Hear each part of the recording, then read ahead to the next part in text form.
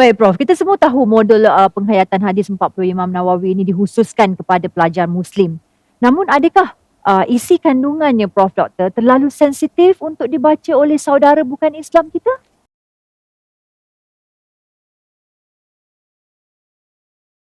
Saya sebutkan tadi, sebenarnya kalau seseorang yang bukan Muslim mengambil masa, luangkan sedikit masa untuk buka kitab hadis 40. Tak perlu beli pun. Kalau terlalu sayang dengan duit poket sendiri, tak perlu beli. Google saja.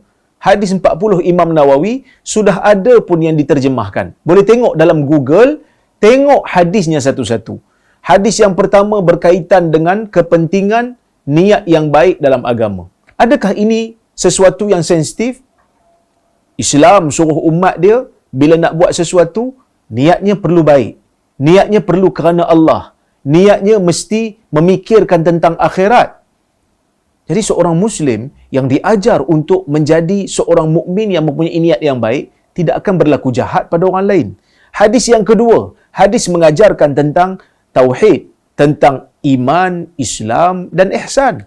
Hadis Jibril, yang mana hadis tersebut menceritakan Jibril bertanya dengan Nabi SAW tentang iman. Nabi menyebutkan iman itu beriman kepada Allah, percaya kepada kitab-kitab, percaya kepada malaikat, percaya kepada rasul-rasul, percaya kepada hari kiamat, percaya kepada qada dan qadar baik ataupun buruk, semuanya datang daripada Allah.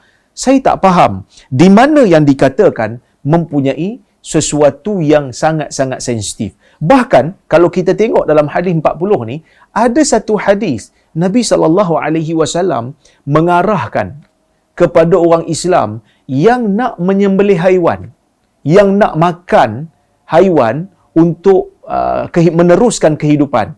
Kita kena akui dalam dunia ini ataupun dalam negara ini, kebanyakan manusia bukan vegetarian, bukan vegan.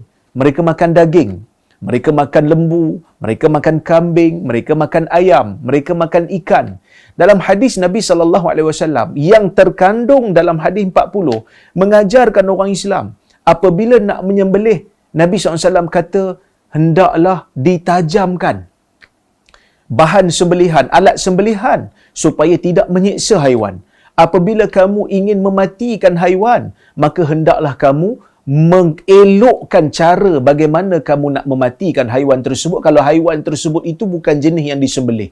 Maka dalam hadis 40, Muslim, anak-anak orang Islam ni bukan hanya diajar untuk melakukan kebaikan pada manusia, tetapi juga melakukan kebaikan kepada haiwan yang kita ingin konsum, yang kita ingin makan. Jadi ini benda yang kita kena tahu. Bahkan di dalam hadis 40 juga terdapat satu hadis yang mengajarkan umat Islam ini supaya tidak bermusuhan.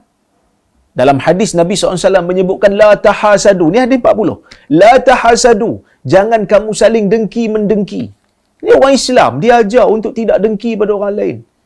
Kita tengok dalam negara ni orang bukan Islam mungkin lebih kaya pada orang Islam. Tapi orang Islam diajar untuk tidak dengki. Apa itu dengki? Jangan berusaha untuk menghilangkan kelebihan yang ada pada orang lain secara zalim. Jangan. La tahasadu. Sebab tu saya kata, kalau orang bukan Islam baca hadis 40 ni, dia akan sokong. Dia akan kata, Muslim yang membaca hadis 40 akan jadi Muslim yang baik. Muslim tak dengki kepada Muslim yang lain. Muslim yang tidak dengki kepada non-Muslim yang lain. Wala tanajashu, Nabi kata dalam hadis tu. Jangan kamu berbohong dalam jual beli. Apa itu najash? Sebahagian tafsiran mengatakan najash ni yang Nabi larang ni ialah bila seorang peniaga berpakat dengan peniaga lain, bila seorang peniaga berpakat dengan orang lain untuk meninggikan harga jualan sedangkan dia bukan nak beli, tetapi dia nak memudaratkan pembeli yang lain. Contohnya macam dia tahu dah satu orang ni dia nak beli barang. Dia tahu dah orang ni nak beli barang ni. Orang ni memerlukan barang ni. Jadi lelongan dibuka. Bila lelongan dibuka, maka orang yang berpakat tu akan menaikkan harga lagi. Sedangkan dia bukan nak beli pun. Dia hanya nak memudaratkan orang yang berhajat kepada barang tersebut. Kita akan melihat orang Islam akan terdidik supaya menjadi jujur.